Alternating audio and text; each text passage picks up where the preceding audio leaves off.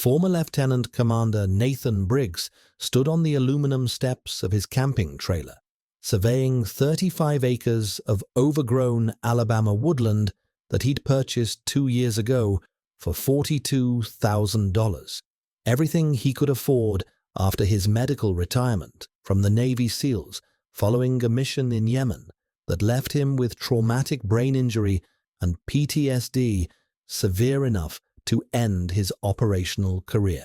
At 43 years old, with 19 years of service concluded by catastrophic injury rather than choice, Nathan had learned that rebuilding life after the teams required accepting limitations he'd never imagined confronting during his peak operational years. The property was a foreclosure that had sat abandoned for 3 years before Nathan discovered it. Cheap because the land was completely undeveloped wilderness.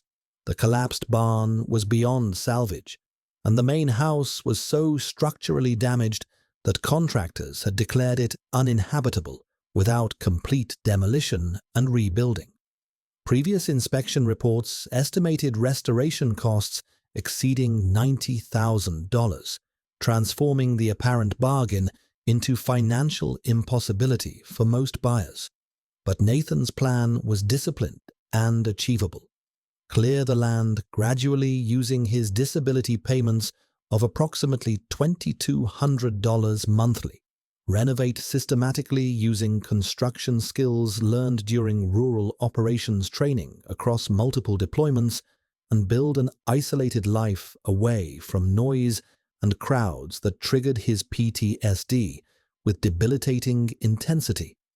Research showed that rural residents could be protective for veterans with PTSD and traumatic brain injury, providing isolation that reduced triggering stimuli, allowing recovery at individual pace without overwhelming sensory input.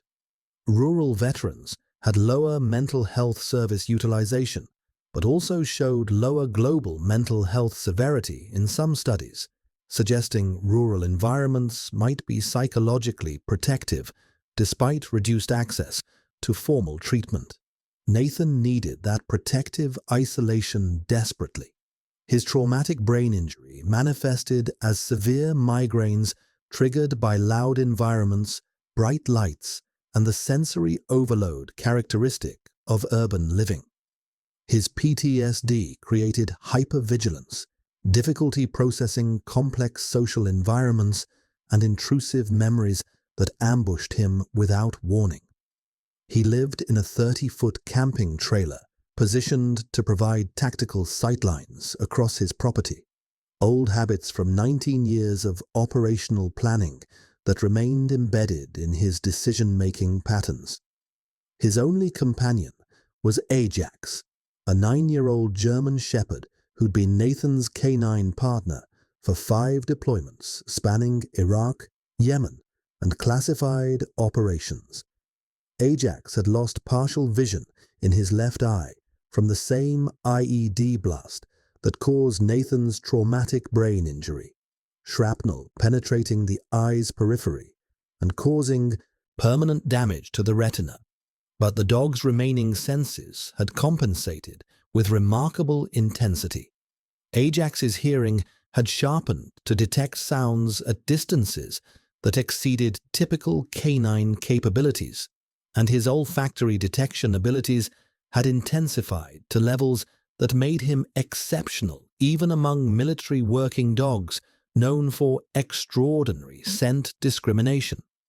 German Shepherds were renowned for their adaptability and resilience, characteristics that made them outstanding military working dogs capable of continuing operations despite injuries that would sideline lesser animals.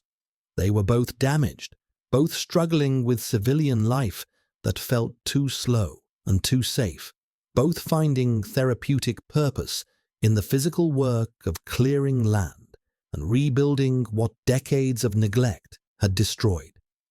The property had one massive obstacle blocking Nathan's plans: a termite hill approximately 18 feet tall and 25 feet in diameter at its widest base point, located near the property's center, where Nathan planned to construct a workshop for his renovation projects. The structure was extraordinary, one of the largest termite mounds Nathan had encountered, suggesting construction spanning 5 to 6 decades. Local pest control companies had provided removal estimates ranging from $8,000 to $12,000 due to the mound's massive size and the extensive underground tunnel networks that would require comprehensive chemical treatment to eliminate viable termite colonies. Nathan, working with severely limited funds and extensive demolition training from his SEAL background in explosive breaching and structural assessment, decided to handle removal himself using controlled excavation, industrial-strength pesticide purchased from agricultural suppliers, and manual labor. On a cool November morning, when temperatures hovered in the mid-50s, comfortable working weather after Alabama's oppressive summer heat, Nathan began systematic demolition of the termite hill using a 12-pound sledgehammer and military-grade pickaxe. The structure proved harder than expected from initial assessment. Layers of soil, termite saliva, and calcite deposits compressed over what Nathan estimated was 50 to 60 years, based on the mound's extraordinary size, creating material harder than reinforced concrete in many sections. Each sledgehammer impact sent jarring vibrations through Nathan's injured shoulder and triggered warning flashes of migraine pain that his medication only partially controlled. But SEALs didn't quit because work was difficult or painful. They completed missions through disciplined persistence. Ajax watched from a shaded area beneath a massive oak tree approximately 15 feet away, typically disinterested in Nathan's construction work and renovation projects. The German Shepherd spent most days conserving energy to manage the chronic pain and visual limitations from his partial blindness. But as Nathan broke through the hardened outer shell into the mound's interior chambers using aggressive sledgehammer strikes and strategic pickaxe placement, Ajax suddenly rose with body language Nathan recognized immediately from hundreds of detection operations across 5 combat deployments, body rigid despite chronic pain and age-related stiffness, functional right eye locked on the exposed interior of the termite mound with laser-focused intensity, low whine building in his throat, the vocalization pattern Ajax used during detection operations when he'd located significant targets. Nathan knew this alert pattern with absolute certainty. Ajax was exhibiting the same behavior sequence he'd used when detecting hidden threats during deployment: persistent focus that excluded all distractions, refusal to disengage until handler acknowledged the find, body language communicating mission-critical discovery. The German Shepherd moved toward the broken section of the mound despite his vision impairment, navigating primarily by scent and spatial memory rather than visual input, and began pouring at a specific area within the mound's exposed internal structure. Nathan set down the sledgehammer, his tactical instincts fully engaged, and cleared away more material, following Ajax's unwavering focus. The dog's attention remained locked on something approximately 5 feet deep within the mound's core structure, a section that would have been completely inaccessible without deliberately breaking through multiple hardened layers. As Nathan removed debris carefully, increasingly convinced Ajax had detected something genuinely significant. He discovered something that shouldn't exist according to termite mound biology: a military-style ammunition canister, heavily corroded and covered in decades of termite material buildup, embedded deep within the mound's structural core.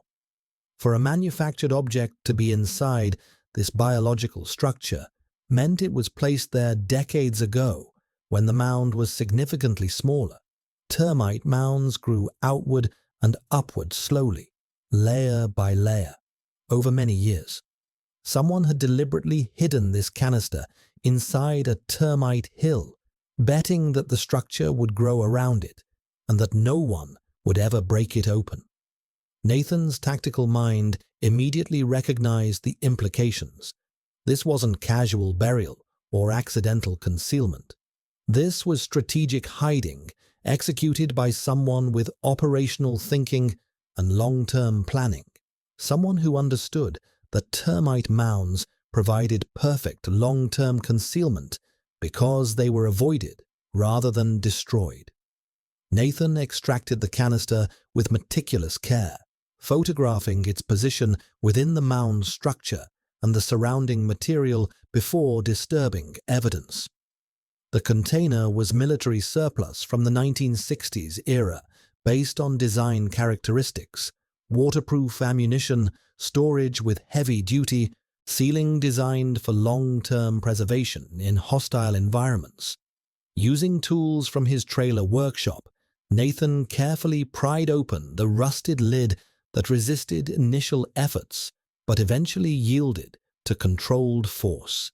Inside, protected by the waterproof canister and wrapped in deteriorated oilcloth that had preserved contents for decades, a collection of items that made Nathan's breath catch in recognition of their significance. First item: a worn leather wallet containing military identification card for Corporal Raymond Hayes, United States Army, with dates indicating Vietnam War-era service, specifically 1963 through 1965, based on the card's issue and expiration dates. Second, a small metal box containing military medals carefully arranged, Bronze Star with V device for valor, Purple Heart indicating combat wounds, Combat Infantryman badge denoting ground combat service. Third, a stack of letters remarkably preserved despite age, written on military stationery with APO addresses and addressed to Sarah in Selma, Alabama. The letters were personal correspondence describing deployment experiences, hopes for returning home, dreams for family future.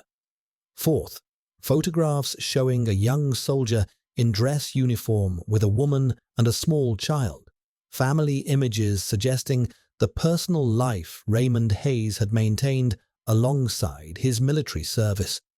Fifth, a sealed envelope marked "Read this first" in faded ink that had survived decades inside the waterproof container. Nathan opened the envelope with trembling hands, recognizing he was about to read words written by a soldier who'd hidden something important enough to require strategic concealment. The letter inside, dated June 1965, was written in careful handwriting, suggesting deliberate composition. To whoever finds this container, I'm Corporal Raymond Hayes, United States Army, currently serving with 1st Infantry Division in the Republic of Vietnam. I'm writing this letter 2 days before I redeploy to Vietnam for my 2nd combat tour. If you're reading these words, I never came home from that deployment and I'm dead. I'm hiding these items inside the termite hill on my family's property because I need them preserved if I don't make it back alive. My wife Sarah is 3 months pregnant with our 2nd child. I want my children to know I existed, that I served with honor, that I loved them more than anything. The medals, letters, and photographs are for them, proof of who their father was. But there's something else in here that matters more than my personal story. Attached to this letter are patrol reports I copied before leaving Vietnam after my first tour. These documents detail atrocities committed by Lieutenant Marcus Keller against civilian non-combatants in our operational area during operations in Binh Duong province. Lieutenant Keller ordered executions of Vietnamese civilians, including women and children, deliberately falsified after action reports to conceal murders, and explicitly threatened anyone who attempted to report his actions through official channels. I documented everything I witnessed because these weren't enemy casualties in legitimate combat operations. They were cold-blooded murders of innocent people who had no involvement in supporting Viet Cong forces. The families of those Vietnamese civilians deserve to know the truth about how their loved ones died. I couldn't report this through official military channels because Lieutenant Keller's father is Colonel David Keller, with direct connections to senior command. I would face court-martial for insubordination. My testimony would be buried, and the evidence would disappear. So I'm hiding this evidence where it can survive, even if I don't. If you find this, please ensure the truth reaches people who can hold Lieutenant Keller accountable. These weren't combat deaths, they were war crimes, and truth matters, even decades later. Corporal Raymond Hayes, United States Army. Beneath the letter, Nathan found photocopied military documents, patrol reports with operational details, casualty assessments showing civilian deaths, and handwritten notes documenting specific dates, GPS coordinates of villages, and names of Vietnamese civilians killed. The documentation was methodical, detailed, and legally damning, evidence of war crimes that Raymond Hayes had risked everything to preserve. Nathan contacted the Department of Defense through official channels, submitting a comprehensive report explaining his discovery. Initial responses were dismissive and bureaucratically final. 60-year-old allegations concerning a deceased soldier found in a termite mound don't constitute actionable evidence under current investigative standards. Without independent corroboration and authentication of documents, we cannot justify reopening historical cases. But Nathan's intelligence training and 19 years of operational experience told him these documents could be verified through forensic analysis and cross-referencing. The patrol reports reference specific military operations, dates, and geographic locations that should appear in declassified official records. If Raymond's documentation matched archived files, it would corroborate his allegations with evidence the military couldn't dismiss. Nathan reached out to the Vietnam Veterans Legacy Foundation, a non-profit organization that investigated unresolved cases from the war and advocated for historical accuracy. Researcher Dr. Helen Martinez examined the evidence at Nathan's Alabama property and immediately confirmed its potential significance. Lieutenant Marcus Keller became Colonel Marcus Keller, Dr. Martinez explained, while carefully reviewing the photocopied patrol reports. He retired from the Army in 1985 with full honors after a distinguished career spanning 23 years.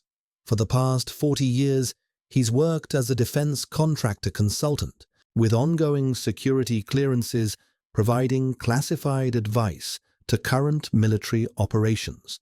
If these allegations are true and can be verified through official archives, it proves he built his entire post-military career and reputation on a foundation of covered-up war crimes.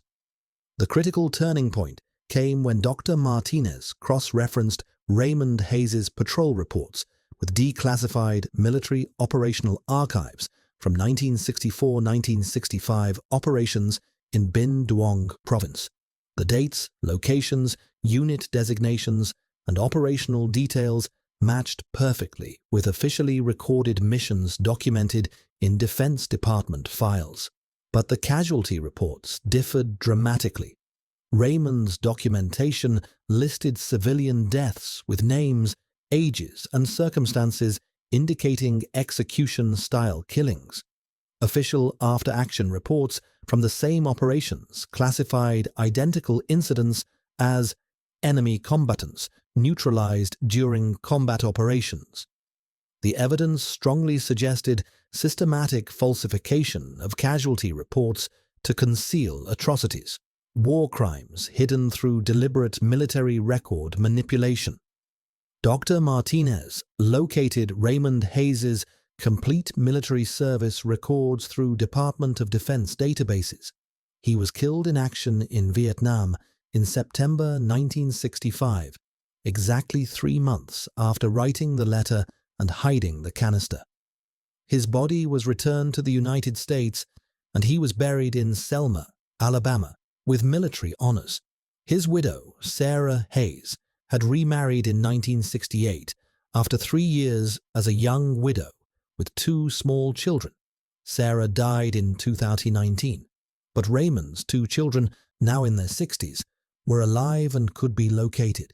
His daughter, Linda Hayes Patterson, lived in Birmingham, Alabama. Raymond's son, Michael Hayes, lived in Atlanta, Georgia.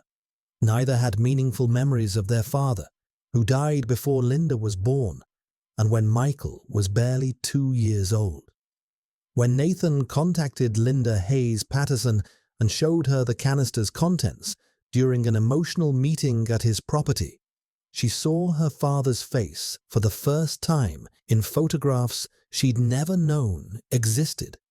The military medals her mother had mentioned occasionally but never possessed. The letters Raymond had written to Sarah describing his dreams for his children's futures and his hopes they'd grow up knowing he loved them. And the terrible burden Raymond had carried, knowledge of war crimes he couldn't report without risking court-martial and endangering his family's financial security through loss of military benefits. "My mother told me once that my father died with secrets," Linda said through tears while examining the photographs. She said he'd witnessed things in Vietnam that haunted him, but he never provided details. "I thought it was combat trauma. I never imagined he'd documented war crimes and hidden evidence in a termite hill, hoping someone would find it after he was gone." Nathan and Linda collectively petitioned the United States Army Criminal Investigation Division to investigate based on Raymond's documentation. The Army initially refused, citing insufficient new evidence to warrant reopening 60-year-old cases involving deceased personnel. But Linda did something that changed institutional calculations. She contacted every major news organization covering military affairs with the complete story. "My father died in Vietnam, preserving evidence of war crimes. He couldn't report them without destroying his career and his family. He hid documentation in a termite hill, betting it would survive decades until someone cared enough to investigate. A Navy SEAL's German Shepherd found it 60 years later. Are we really saying that evidence doesn't matter anymore just because time passed?" The media pressure, combined with advocacy from veteran organizations, including Vietnam Veterans of America, forced the Army Criminal Investigation Division to conduct a comprehensive forensic review. Document analysis confirmed the patrol reports were authentic 1965-era military documents using period-appropriate paper, ink, and formatting. Cross-referencing with declassified operational archives validated Raymond Hayes's specific allegations. Civilian casualties were systematically misreported as enemy combatants in after-action reports from operations under Lieutenant Marcus Keller's direct command.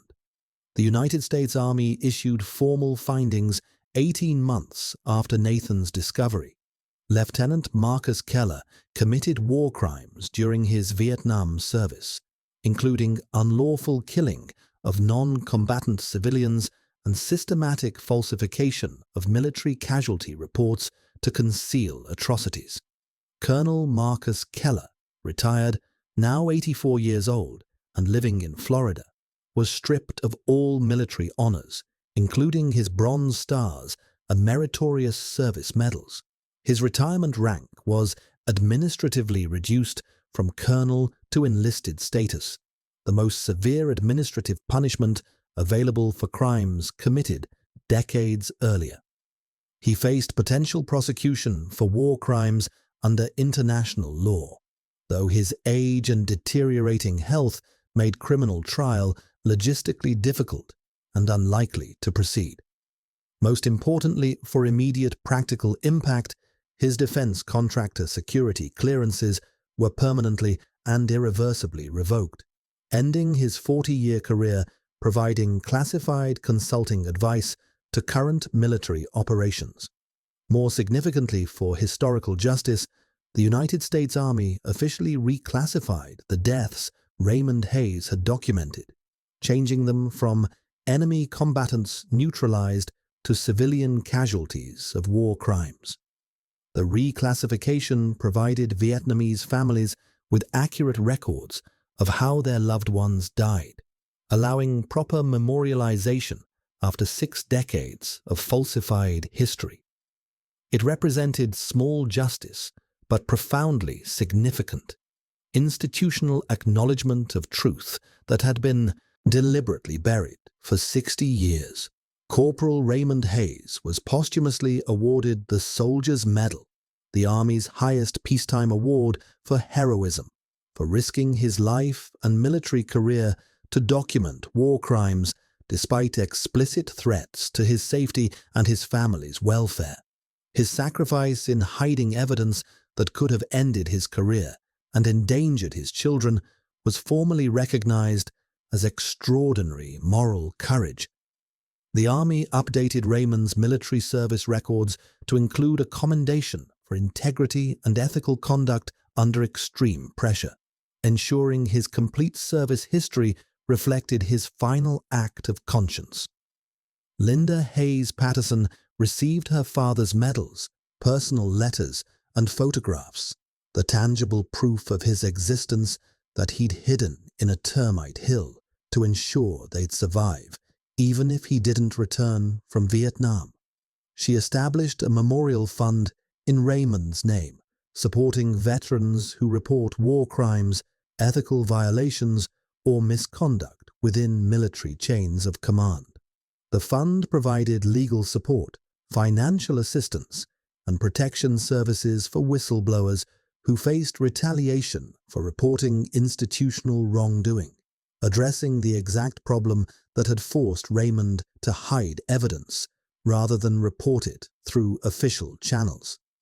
Nathan became an unexpected advocate, working with veteran organizations and military justice reform groups to encourage reporting of historical military crimes that might have been covered up through institutional pressure. He partnered with researchers to investigate other cases where evidence might have been hidden, suppressed, or deliberately destroyed. Ajax, despite his partial blindness and advancing age, continued to accompany Nathan on property surveys and land clearing operations. The German Shepherd's detection instincts remained sharp enough to alert to buried metal, hidden containers, and structural anomalies that human observation missed. 6 months after destroying the termite hill, Nathan completed construction of his workshop building on the exact spot where the massive mound had stood for decades, protecting Raymond's hidden evidence. He installed a bronze memorial plaque on the workshop's exterior wall. On this site, in June 1965, Corporal Raymond Hayes, United States Army, hid evidence of war crimes, hoping truth would survive even if he didn't. In November 2025, a Navy SEAL and his K-9 partner found it. Some missions take 60 years to complete, but warriors never stop fighting for truth.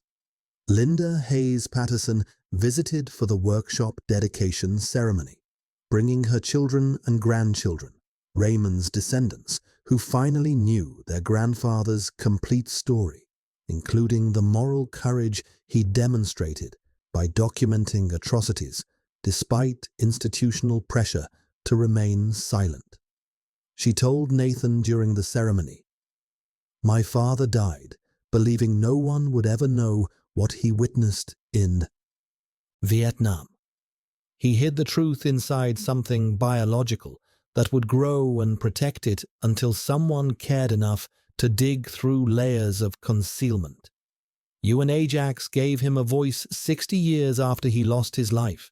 You completed the mission he started." 1 year after the discovery, Nathan and Ajax attended a ceremony at Arlington National Cemetery, where Raymond Hayes' name was added to the Vietnam Veterans Memorial with an updated service record notation documenting his soldier's medal and his role exposing war crimes. Linda stood beside them as a military honor guard presented her with a ceremonial folded flag, the recognition her father had never received in 1965, because his body came home under classified silence about what he'd witnessed and documented. A reporter from the Washington Post covering the ceremony asked Nathan the question that captured public fascination. What made him destroy the Termite Hill instead of working around it the way previous property owners had done for decades? Nathan's answer became the foundation of a documentary film about Raymond Hayes' case and the importance of protecting military whistleblowers. Professional removal companies quoted $12,000 I didn't have in my budget, so I handled it myself because Navy SEALs don't avoid hard work or difficult obstacles. We execute missions using available resources and personal capability. Ajax alerted to something buried inside that mound because detection dogs don't retire from detecting just because they're medically discharged. They keep working until their handlers pay attention to what they've found. He continued, "We weren't deliberately looking for Corporal Hayes' evidence when we started demolition. We were clearing land for construction. But Raymond hid his truth in the most patient concealment location imaginable, inside something biological that grows layer by layer, year by year, protecting what's buried until someone finally breaks through the accumulated protection. It took 60 years, but truth doesn't have a statute of limitations or an expiration date. It just waits patiently for warriors willing to finish the mission that other warriors started.